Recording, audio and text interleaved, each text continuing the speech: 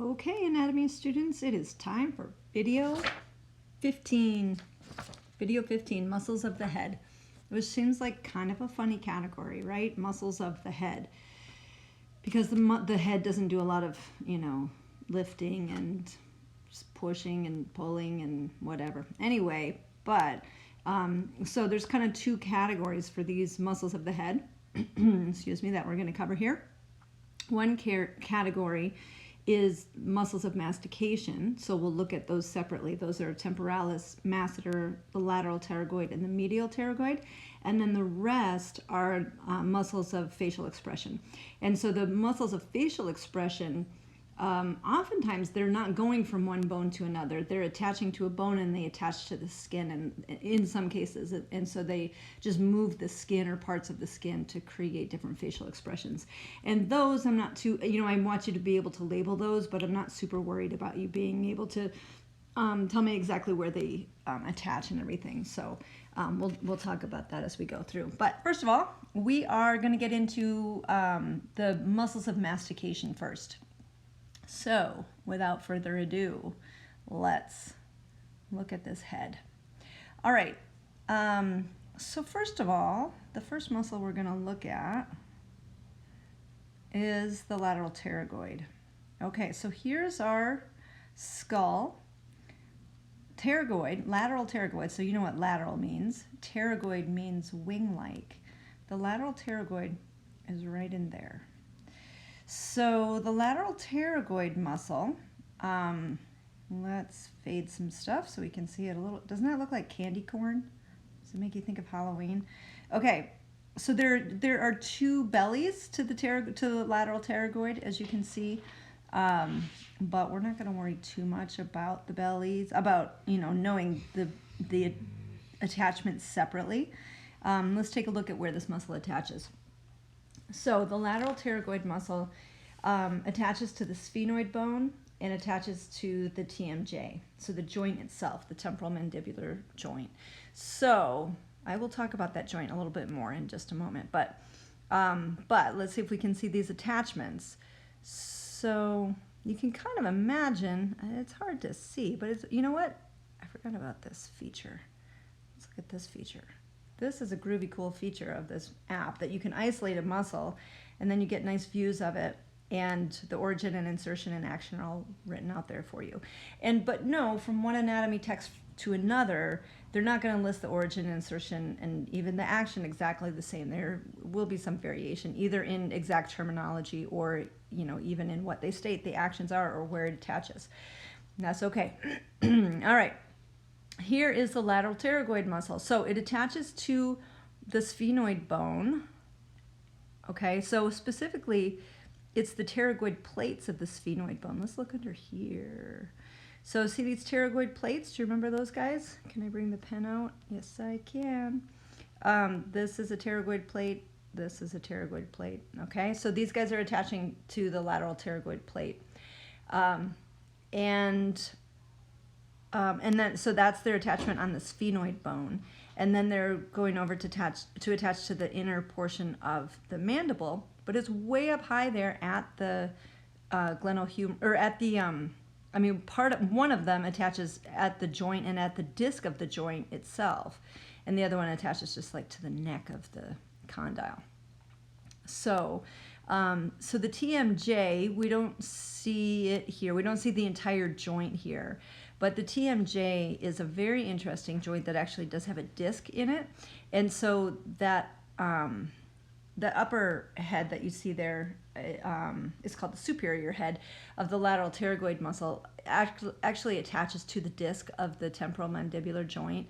And it helps to move that disc. So when you open your mouth all the way or really wide, that disc needs to move out of the way so that the jaw can move properly. And that's part of the job of the lateral pterygoid muscle. Okay, but other actions for the, and again, we're not even going to see that action listed. That's just a little aside about something else that the pterygoid muscle does. Let's put the head back together here and see the pterygoid muscle with everything else. So, is this a muscle that you can get to, that you can get hands on? Barely inside the mouth, but you know, not much. Medial pterygoids a bit more. Lateral pterygoids are hard to touch. But they are really important muscles because otherwise we wouldn't be covering them. But because they are some of the muscles of mastication, and they can get really tight and they can cause terrible problems with the temporomandibular joint. Okay, so and who do they get tight on? Well, it could be people that are, you know, doing a lot of movement with their jaw, but usually any of the muscles of mastication will tend to be tight. There's a strong emotional component to them also.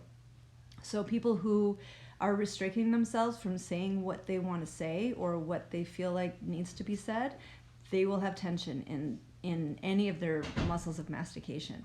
Or if there are issues around eating and they have shame around eating or something like that, they may develop tension in muscles of mastication.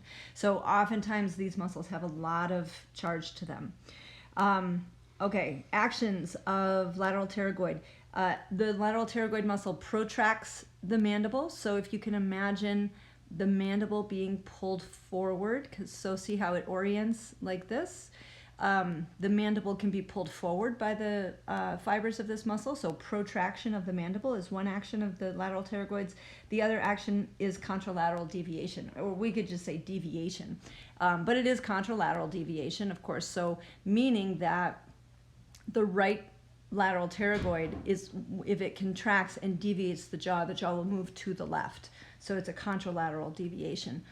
You know, because it's pulling the mandible here in this fiber direction, so we're going to get a contralateral deviation. Okay, so those are our actions for the lateral pterygoid. Protraction of the mandible and lateral and deviation of the mandible. So that's the lateral pterygoid. Let's take a look at the medial pterygoid. So we need to add some muscles on to get the medial pterygoid. Oops, we added too many. Medial pterygoid is right here. So see how the medial pterygoid shows up? This one you can get your fingers on, but it's hard, but you can do it right here, right now, if you want to, while you're watching this video. Stick your pinky back, or whatever, some finger back in your mouth, kind of in between where your top teeth and bottom teeth come together. So imagine that if we could open the mouth on this model, see where your finger would go if you stuck it in there between where the top teeth and bottom teeth come together, you would be on the medial pterygoid. Again, a muscle that can hold tremendous tension. This is a huge one that like changes people's worlds when you release this muscle. Let's look at attachments for lateral pterygoid. It also has two heads, like you can see. Let's fade some other things so we can see it a bit better. But again, you know, just kind of general attachments is fine as far as what you need to know about where it is. You don't have to know specifically where each of the heads attaches. But these two heads are deep head and superficial head. So the muscle attaches again to the sphenoid bone, this time to the medial surface of the lateral pterygoid plate.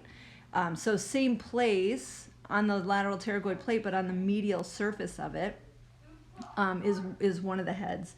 And where the let's see, and the other head is attaching to the palatine bone and the maxilla.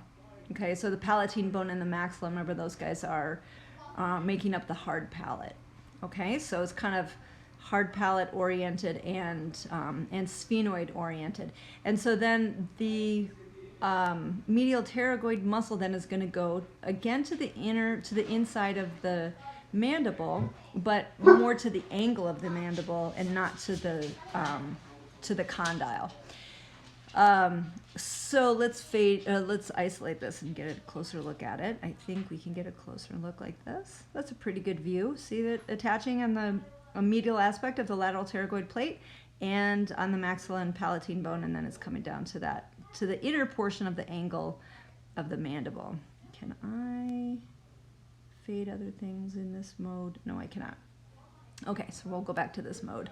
Okay, so there's the medial pterygoid muscle, and So actions for medial pterygoid, elevation of the mandible. So any muscle that elevates the mandible, that clearly is a muscle of mastication, right? So mastication is chewing, and when we think of chewing, we're thinking of elevating the mandible, lifting or closing the mouth. But of course, that lateral deviation that we see, and the protraction and retraction, but the protraction and the lateral deviation that we saw that the lateral pterygoid did, those are also important movements that the mandible makes. But elevation of the mandible, that's like, for real chewing, right? And then this also does protraction of the mandible, and then it also does deviation. So the way that the fibers are oriented, it can pull the mandible forward. It's especially the superficial head, the deep head, not quite as much. But definitely lateral deviation can happen here. But again, not quite as far as lateral pterygoid. But again, wowzers, this muscle can get tight. And it literally will bring tears to your eyes to get your finger in there on it quite often. Okay, that's the lateral pterygoid. Let's put on some more muscles and take a look at the other. Now, lateral pterygoid and medial pterygoid. Oh, did I just say that was lateral? That was medial pterygoid we just looked at. So, but the two pterygoid muscles, we first looked at lateral, then we looked at medial pterygoid. They are a little more considered kind of accessory muscles of mastication. The two main muscles of mastication are temporalis and masseter. So let's take a look at those guys. Okay. So we see them both here, masseter and temporalis. Let's find them. Let's look at temporalis first, I guess. Temporalis is on page 416 in the book, and here is temporalis. So temporalis, remember when we were looking at the skull, temporalis attaches, it kind of fills in a whole lot of the temporal bone, but the top edge of its of the line of where it attaches there is actually on the parietal bone. But it kind of covers the entire temporal bone. At least the temporal fossa, it fills that in. So temporalis, you can clearly, if you put your hands on the sides of your head and open and close your mouth, you can clearly feel temporalis moving. You feel it contract when you close your mouth. Now, it does kind of an interesting thing in its attachment. So we said its first attachment is the temporal fossa. So that's that whole kind of indentation part that is the temporal bone and up onto the parietal bone also. And then the coronoid process and the ramus of the mandible. So remember the coronoid process, if we fade, oops, we don't want to fade the muscle, let's fade other stuff. We maybe can see the coronoid process. Let's do it like this. Let's show this guy and fade others. So the coronoid process of the mandible is that part that sticks up there. It is right here. That's the coronoid process of the mandible. So that is the part of the mandible that temporalis is attaching to. And in this view, you can kind of imagine it going there and attaching there. So those are its attachments, the temporal fossa and the coronoid process of the ramus. Oh, and the ramus of the mandible. Remember, the ramus of the mandible is this area here, like this whole area there is the ramus of the mandible. All right, so that's where, so it's the kind of the upper part of the ramus where temporalis attaches. Okay, actions for temporalis, it elevates the mandible at the TMJ, so it elevates the mandible, so it does that chewing action. It lifts and strongly closes the mouth. It can also do retraction. So with how these fibers are aligned, especially these fibers that are very, these fibers here can do more elevation. These fibers back here are doing more retraction. So they're going to be able to pull back on that coronoid process of the mandible. And so if we've done protraction where the jaw goes forward in protraction, then these fibers here need to stretch to let that happen, and then they can pull back for retraction. Okay, so actions for temporalis: elevation of the mandible at the TMJ and retraction of the mandible at the TMJ.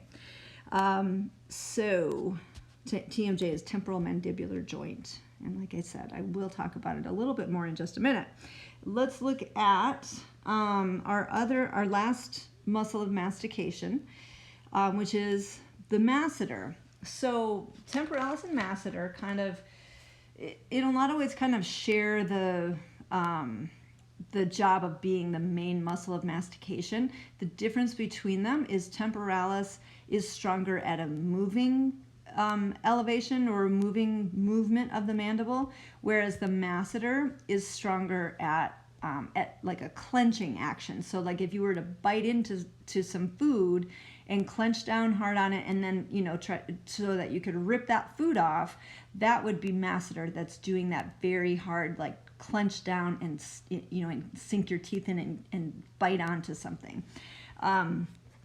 Okay, so the masseter has two parts to it. What is highlighted here is what they're calling here is the superficial masseter, they call it in the app, but it's the superficial layer of the masseter, and here's the deep layer of the masseter. So there are two bellies of the muscle.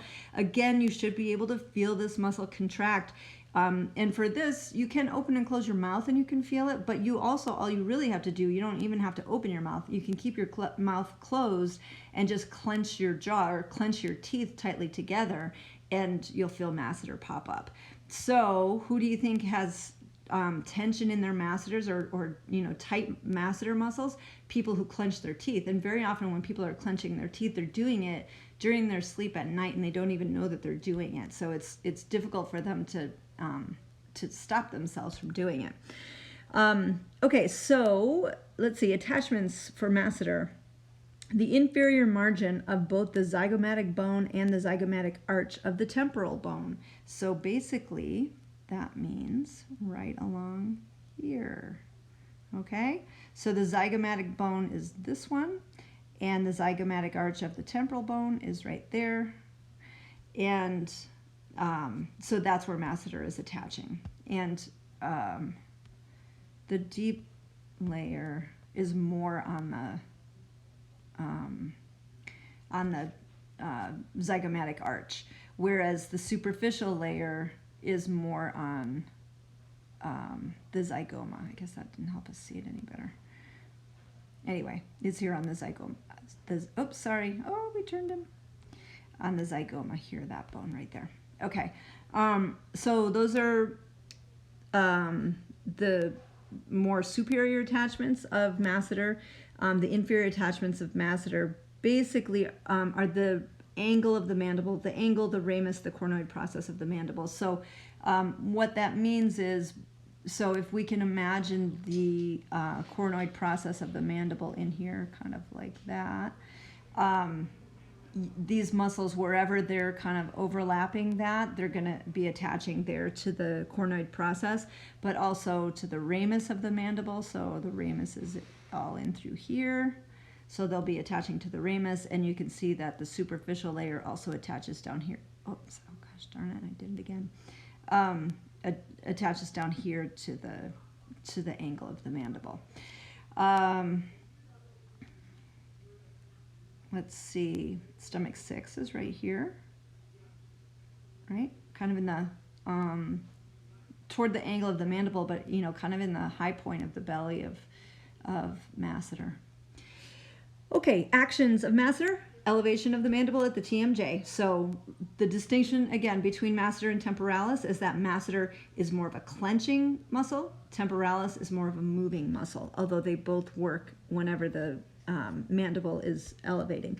Masseter also does protraction of the mandible and retraction of the mandible. So the superficial layer can protract the mandible. So if we pull these fibers down here more in alignment with these fibers up here, or in other words, if protraction happens, then the muscle's going to shift to be more like this, right? It'll be kind of, so those fibers will shorten, the whole thing will have shifted forward. We'll have shifted the angle of the mandible forward. So these fibers are doing protraction. While that happens, the deep layer of masseter needs to lengthen to allow that to happen. So the deep layer, oh wait, let's not do it like that. Let's do it like this. The deep layer, then imagine if protraction of the mandible, like this, is happening, these fibers need to lengthen to allow that to happen. So if protraction happens, they're going to end up aligning more like this. And so then when they shorten again, they'll shorten to move the mandible into retraction. So here we have a muscle doing both protraction and retraction, but it's because, you know, it has fibers that go like this and fibers that go like this. And so it's able to move the jaw both forward and backward. But its strongest action is elevation of the mandible. In fact, it's a very strong action. The masseter, for its size, is the strongest muscle in the body, which I'm sure you've experienced if you've ever accidentally, you know, bitten your finger and really bitten it hard. Holy cow, the masseter can really bite down with some significant force. Okay, so those are the muscles of mastication. Let's do a quick zoom in on the temporal mandibular joint. Let's get rid of some of these muscles and see if we can find a little more appreciation for this crazy joint. So the temporal mandibular joint acts in a lot of ways like a hinge joint, but it is not a hinge joint, my friends. It is a weirdo joint. And so what it does, I mean that in the most loving way. So it starts out hinging. Its first action is a bit of a hinge. So when you first open your mouth, a number of degrees, the condyle of the mandible is just going to kind of rotate some. So from here to, let's say we go to like here, so that the angle goes like that, kind of. It is just basically a hinge joint. But then to open your mouth wider, this condyle needs to pop past here and move forward. And, you know, I mean, you can kind of think about, like, you know, how a snake unhinges its jaws when it opens its jaws really wide. It's like that in a sense. This does move forward out of the fossa of the temporal bone to open your mouth all the way. And it takes the significant orchestration of these muscles. So like I mentioned, the lateral pterygoid needs to pull the disc, and I don't know if we can see the disc. I don't think it shows on here, but I will put on connective tissue and see. Oh, look at that. There's some connective tissue, but do we see a disc? No, we just see connective tissue. That's okay, because, you know, anyway. It is a very strong joint with a lot of connective tissue there. But anyway, it's a joint that can cause a lot of problems for people. Let me just say this last piece about the temporal mandibular joint, because it's hard to kind of appreciate it on a model that I can't move. I can't make the joint move. But so this, of course, right here is the joint, and so that's the place where movement is happening. But if we were to draw a straight line back from along the line of the mandible, what we find is that it intersects with C1 and C2, where C1 and C2 come together. And so if we are, and if we draw a straight line from the top teeth, we also get that same intersection between C1 and C2. So even though the movement occurs here, the angle is here. And so, there's a very close and important relationship to keep in mind with the temporal mandibular joint and C1 and C2. And in short, if there is misalignment or tension or something's not moving correctly with the temporal mandibular joint, there will be also misalignment and tension around C1 and C2. And if the temporal mandibular joint is to be corrected, C1 and C2 have to be corrected. Otherwise, neither of those adjustments will hold. They're very closely related, and they will always reflect each other. So similarly, if C1 or C2 is out, then there is something up with the jaw every time. Okay, so now let's move on to our muscles of, I'm sorry, I feel like this video is getting long already, but all right, that was the only apology I'm going to do, because here we go. We just got to get through these. Now, these are going to be quicker. The muscles of facial expression. So now, what I want you to do actually for this part of the video is grab yourself a mirror or or a phone, I suppose, if you're not watching this on your phone, so you can see yourself, and you're going to try to create these facial expressions, and it's a good time to do that. I mean, it's fun. That's what I mean by it's a good time. Okay, so so the app shows some muscles that we're not covering, and so that's okay. But I'm just going to talk about the ones that I think I'm just going to talk about the ones that are listed on your handout. So let's start with this big obvious one. We'll talk about the names of them and what their names mean. And these guys have some of the largest and some of the craziest names of any of the muscles in the body. But again, if we can break down what the name means, then we can figure out, where that muscle should be. So this is orbicularis oris. So orbicularis means like orbit, like a muscle that orbits around. So it goes around. Oris refers to mouth. So orbicularis oris is the muscle that goes around the mouth. So what do you think this muscle does? It moves the lips and puckers the mouth. So see if you can make some movements of orbicularis oris and see the kind of things, like it could, moves the lips all around and puckers and that kind of thing. Okay, so that's orbicularis oris. Let's see we're not going to talk about the muscles that move the eyeballs here, but essentially we're just talking about the muscles of facial expression. There are a couple of other ones that we can see here that we're not going to talk about, but let's talk about this one. This is mentalis. So remember, the tip of the mandible is called the mentum. And so, and remember, for instance, this landmark right here is the mental foramen. So mentalis refers to where this muscle is, which is on the chin. And what does mentalis do? It wrinkles the skin of the chin. So see if you can do that. Look in your mirror and see if you know how you can like make the skin of the chin all like super puckery, like it has a whole bunch of little dots to it, kind of. That's what mentalis does. Mentalis. It puckers the skin on the chin. That's mentalis. So its name refers to the chin. That's where it is. Let's look at this one. This is levator anguli oris. So levator, meaning that it's, like we've looked at levator scapula. Levator, it lifts something up. Levator, what does it lift up? Anguli oris. Anguli means corner, oris means mouth. So levator anguli oris, it lifts the corner of the mouth. So this is one of our smile muscles. It lifts the corner of the mouth. And that's exactly what its name tells us. And it is located exactly where we would expect to find it. It has to be attached there to the corner of the mouth in order to lift, and attached above the corner of the mouth in order to be able to lift the corner of the mouth. So that's levator anguli oris.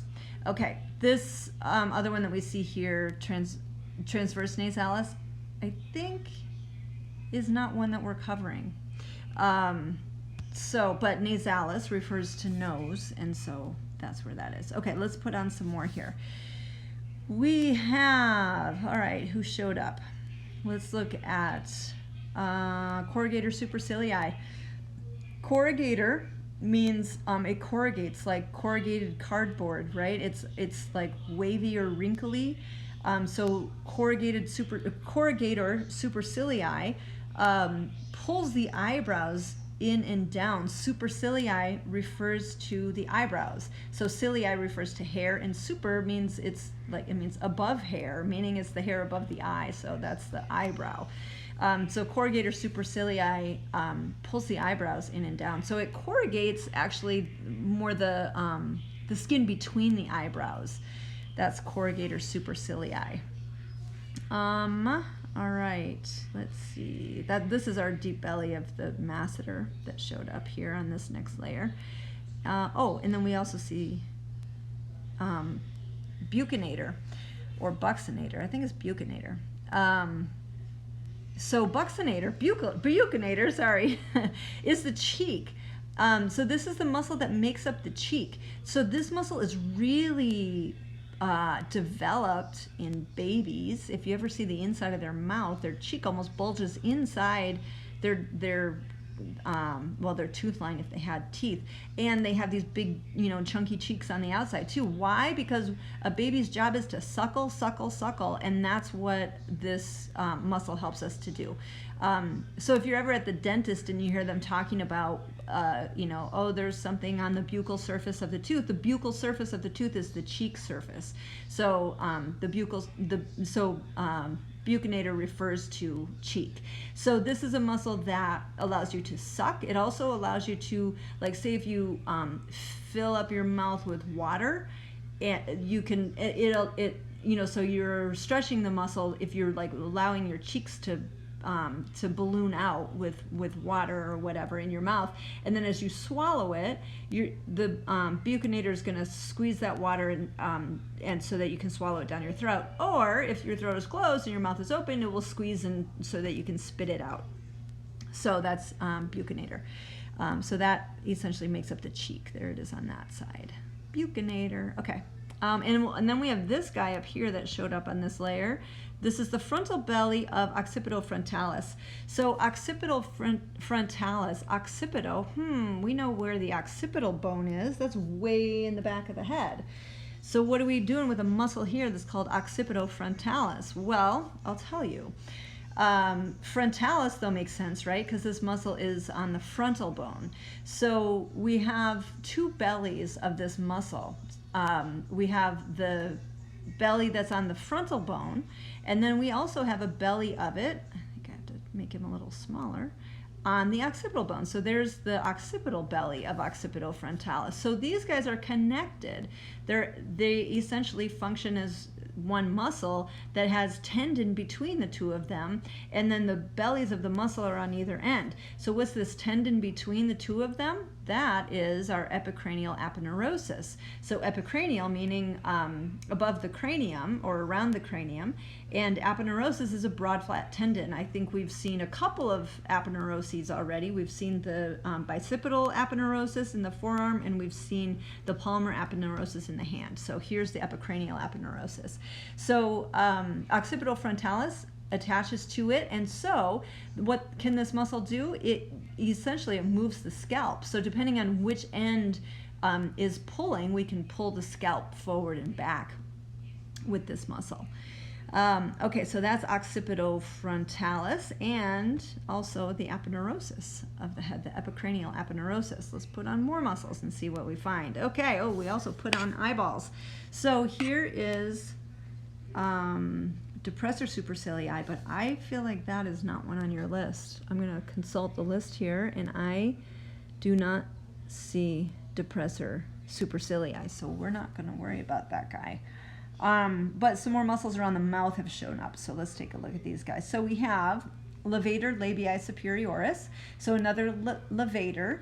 So levator means it's going to lift up. What does it lift up? Labii superioris. Labii means lip, and superioris means upper. So levator labii superioris lifts the upper lip. So this is another smile muscle. We have zygomaticus minor and zygomaticus major. So these are two friends side by side, both called zygomaticus. They both also attach to the, more or less to the corner of the mouth, but they are going to pull the mouth kind of up and out. So they're attached to the zygomatic bone and to the mouth. So far we've seen 4 smile muscles. Zygomaticus major, which is here, zygomaticus minor, which is here, levator labii superioris, and then we can't see it anymore, but also levator anguli oris. And down here we have depressor labii inferioris. So I know that you can figure out what the name of this muscle means. Depressor means it pulls down. Labii inferioris, labii means lip, inferioris means lower. So depressor labii inferioris pulls down the lower lip. So it's kind of the counterpart to levator labii superioris. levator labii superioris. All right. Have we missed any? And then, of course, we had the superficial layer of the master show up on this layer. Let's put some more muscles on. Okay, now we have procerus. Procerus creates its function, so it's a more superficial muscle, so it attaches up to the skin of the forehead. It creates a fold in this direction in the skin, kind of on above the bridge of the nose, so it kind of pulls, you know, like this and like this to create this horizontal line here. That is procerus. And then we have this muscle, orbicularis oculi. So here's that same word, orbicularis, which means it goes around, like orbit, it goes around. So it's a muscle that goes around. Where does it go around? Oculi. Oculi refers to the eye. So orbicularis oculi goes around the eye. One of the most expressive muscles of the face is the muscle that goes around the eye, orbicularis oculi. We have... oh, transverse nasalis. You know what? I just call it nasalis. I think that's why I'm thinking it's not on the list. I call it nasalis. But they call it transverse nasalis. It moves the nose. It helps to kind of squashes the nose down. Like if you're smelling something that smells terrible and you try to close your nostrils, or if you're smelling something good and you try to open your nostrils. I believe it can move either way. All right, let's look at this guy. Levator labii superioris allocanesi. This is the muscle with the longest name in the human body. Levator labii superioris allocanesi. It has another name too that escapes me, but it's a person's name. It's like somebody's muscle. It's much shorter name than the descriptive name. But let's break down the name. Levator labii superioris, so it lifts the upper lip. Allocanesi means it wings the nostril. So this muscle both lifts the upper lip and wings the nostril. So you know, if you smile so big that your nostrils flare also, try to do that in your mirror. That's levator labii superioris allocanesi. And the thing is, you can't isolate these muscles, right? You know, if you're smiling, all of the smiling muscles are working. So anyway, let's look at more smiling muscles while we're at it. Risorius is right here. Risorius pulls the corner of the mouth back, kind of toward the ear. The word risorius means laugh, and so this is a muscle, another smile muscle, but it's called laugh. It's a laughing muscle. It makes you smile so much. This one is depressor anguli oris. Depressor anguli oris, of course, is going to pull down on the corner of the mouth. Depressor anguli oris pulls down on the corner of the mouth. Okay, my goodness, I think that is just about it, except for one more, which is this guy right here, which is platysma. So platysma, let's shrink our guy so we can see all of platysma. It is the most superficial muscle in this area, but it's a very thin muscle, and it attaches to the skin, and it has a funny job of making the skin of the neck stand up. So I'm sure you can do it. It's difficult to describe how to do it or what it does. I think that there is an image of it in the book though. So you know, but it's like, I don't know, it like makes sort of like cords kind of stand up in your neck in a sense. That's what platysma does. I read somewhere that platysma, that this is all of the platysma that humans have, is this little bit of platysma, but that other animals have a much more developed platysma that covers a much larger area of their body.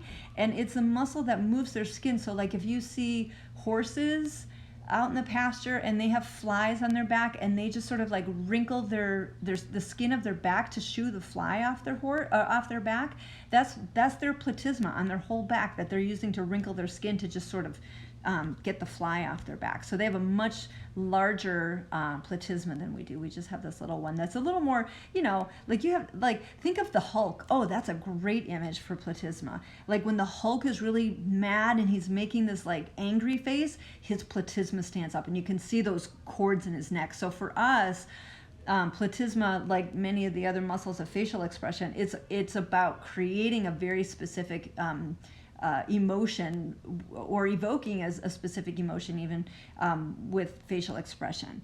So this one is a bit more of an anger muscle, to be sure. Okay. So I am looking at my list real quick to make sure we didn't forget anything. We talked about occipital-frontalis. We talked about procerus. We talked about corrugator supercilii. I think, yes. We talked about orbicularis oculi, nasalis, but they call it on the app transversus nasalis, or transverse nasalis, which confused me just briefly, or maybe for the entire video. And then we talked about levator labii superioris allocanesi. We talked about levator labii superioris, levator anguli oris, zygomaticus major and minor, rhizorius, orbicularis oris, depressor anguli oris, depressor labii inferioris, mentalis, and platysma. Way to go. High five us. So that's it. Those are the muscles of facial expression. How well do you need to know them? I'm probably going to ask you to label some of them, but really, you know, if I do, they should be pretty obvious ones, you know, like the ones that are maybe a little more superficial, the ones that are highly expressive, you know, like orbicularis oculi, orbicularis oris, you know, or ones where it's so clear what they are because their name, you know, so describes them, like levator labii superioris, depressor anguli oris, whatever. But I'll have more info for you on that when that time comes. But for now, that is it for the muscles of facial expression. We're just going to switch to female view real quick. So you get to see female facial expression, lady, without much of an expression, but you can look in your mirror and find all kinds of facial expression there. All right, guys, so that's it for video 15, muscles of facial expression and muscles of mastication, which means it is all of the muscles of the head. Code word for this video is smile, and I forgot to give you a code word for the last video. Let's say it is skull. Okay, so skull for video 14, smile for video 15, and on we go to whatever the heck is next for us, which will be fun and exciting, I'm sure. Okay, see you next video.